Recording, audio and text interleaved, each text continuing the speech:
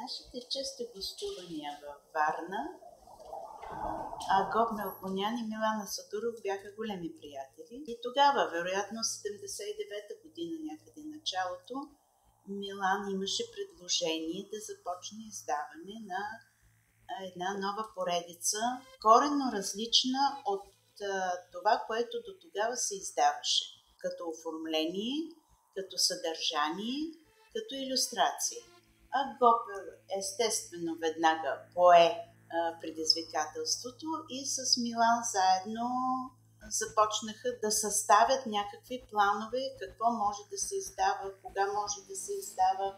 Нещо, което мога да кажа за баща ми, да, че той беше, каква беше думата за ревъл, разбойник, ами бунтар.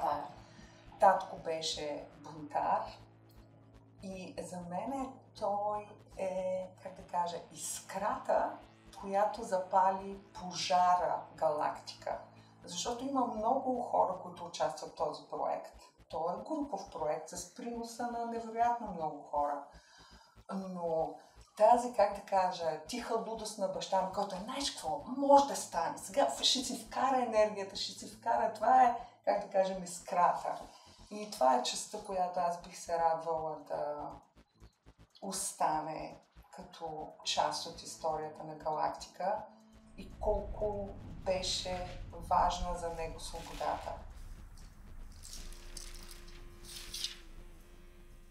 Това е, Галактика е голяма част от живота на Агоп Мелконян. Голямата му любов.